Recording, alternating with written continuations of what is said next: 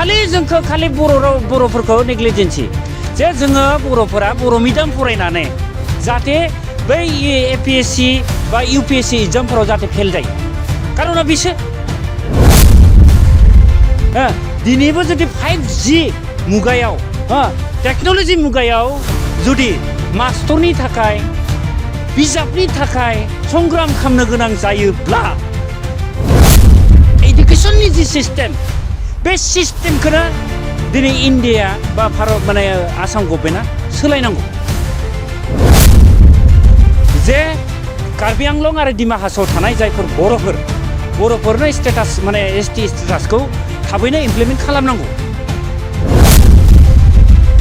समस्याया मा जुदि इमान समस्यायानो दङमोन एकर्डआव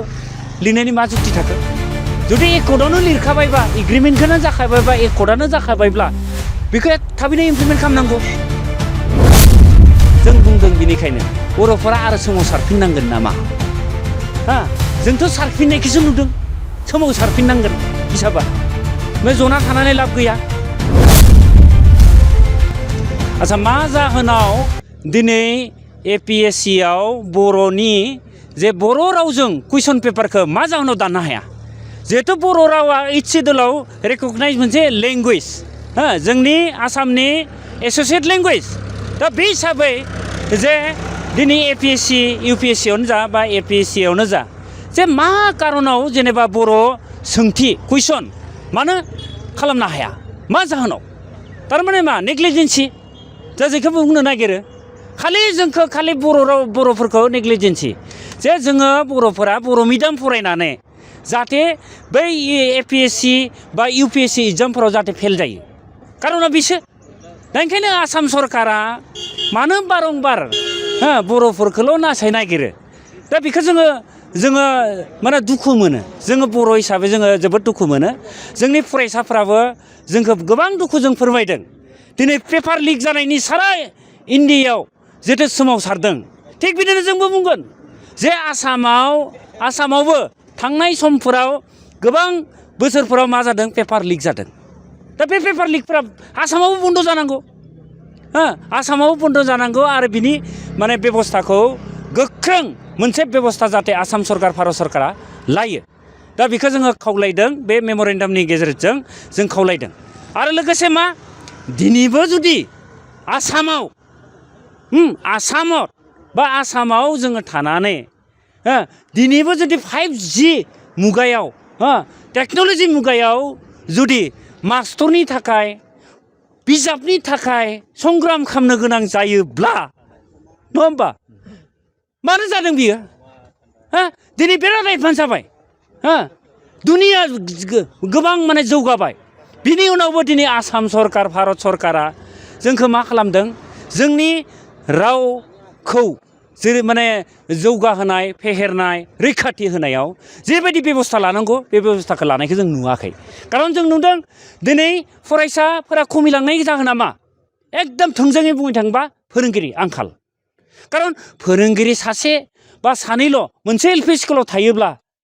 मोनसे फरायसालियाव जुदि साइन्सनि टिचारानो गैयाब्ला बे फरायसालियाव बोरै गार्जेनफोरा माने गावनि फरायसाखौ दैथायहरगोन दा ओंखायनो मा जादों प्राइभेटाइजेसन जाजोब्बाय प्राइभेटाइजेसन दा जों मिथिगौ जे प्राइभेट स्कुलाव जेसेबां लाख फरायसाफोर दङ बे लाख फरायसाफ्रा जुदि गभर्नमेन्ट स्कुलाव फरायोब्ला बे गभर्नमेन्ट स्कुला बोरै बायनानै थांनो दा जोङो बेनिखायनो दायखौ बुंदों जे जोंनो एभेलेबल टिचार नांगौ एभेलेबल साबजेक्ट वाइसआव टिचार नांगौ दानि जुगावबा मेथ्सनि थाखाय बेलेग इंराजिनि थाखाय बेलेग बर' रावखौ फोरोंनायनि थाखाय बेलेग आलदा आलदा होनांगौ खालिल' मा बिजाबखौल' जाबसिनबाय थादों नाथाय फोरोंनो थाखाय टिचार गैया बे गासै सिस्टेमा इडुकेसननि जि सिस्टेम बे सिस्टेमखौनो दिनै इन्डिया बा भारत माने आसाम गभर्नमेन्टआ सोलायनांगौ अब्लासो जोङो बेवहाय क्वालिटि इडुकेसन जों प्रडाक्ट खालामनो हागोन जोङो नैबे टेक्न'लजि मुगाजों जों फेर मारिनो हागोन आरो दिनैबो जुदि फरायसानि थाखाय बिजाबनि थाखाय संग्राम जुदि खालामनो गोनां जायोब्ला मोनफ्रोमबो बिथिङावनो अथ'स' जाय बुस्थुखौ जों सोलोंनानै गियान मोनो बिनि सायावबो जुदि राजनिति गेलेयोब्ला बिनिफ्राय दुखुनांथावसिन बाथ्रा गैया आरो लोगोसे मा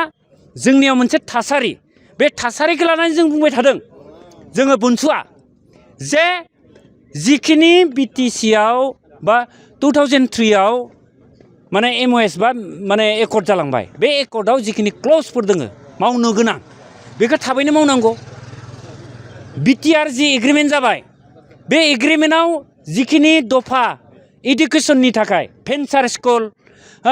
बा भेन्सार कलेजफोरखौ जिहेतु प्रभिन्सियेलाइज खालामनायनि थाखाय बेवहाय मेम'रेन्डामाव बा बे पिस एकर्डआव लिरनाय दङ बे हिसाबै थाबैनो बेखौ खालामनांगौ बारा समस्याखौ मानो फिसिना लाखिदों आसाम सरकारा फिसिना लाखिदों भारत सरकारा फिसिना लाखिदों जायनि जाहोनाव दिनै मा जादों बिटिसिआ जायनि जाहोनाव थोंजोङै कलेजफोरखौ प्रभिन्सियेलाइज खालामनो हायाखै थांनाय समाव जों नुदों जे माखासे कलेजफोरखौ सिनियर कलेजफोरखौ माने बिटिसिआल' माने मोनसे डिसकासननि गेजेरजों मोनसे आयेन पास खालामनानै माने मा होनना बुंगोन बे प्रभिन्सियेलाइज नङा टेम्परारि जे कलेजफोरखौ लानानै दोनदों दा दिनैसिमबो बियो फुल फ्लेजेड प्रभिन्सियेलाइज जायाखै दा बे हिसाबै दिनै ओरैबो जाया ओरैबो जाया दा ओंखायनो जों बुंदों सिनियरानो जा जुनियरानो जा स्कुलानो जा गासिबो प्रभिन्सियेलाइज जानांगौ जि समनिफ्राय माने लाथावना बे लानानै बाखि जिखिनि भेन्सारफोर दङ जुदि खालामनो हालाब्ला बेखौ थाबैनो एनाउन्स होनानै सेफायनांगौ दा ओंखायनो जों खावलायबाय जे माखासे जा प्रब्लेमफोर दङ बे प्रब्लेम इडुकेसननि मेनलि दिनै जोङो समस्याफोरखौ लानानै आरो लोगोसे मा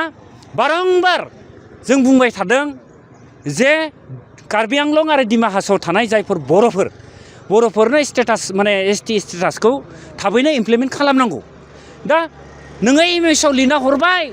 BTCआवबो लिरबाय BTRआवबो लिरबाय जे कार्बि आंलंआव थानाय बा डिमा हासावआव थानाय जिखिनि बर'फोर दङ दा बिथांमोननो जों ST स्टेटासखौ होगोन होननानै जिहेथु माने एकर्डआव लिरनानै लाबोबाय दा इमप्लिमेन्टेसनखौ मानो खालामा प्रब्लेमा मा समस्याया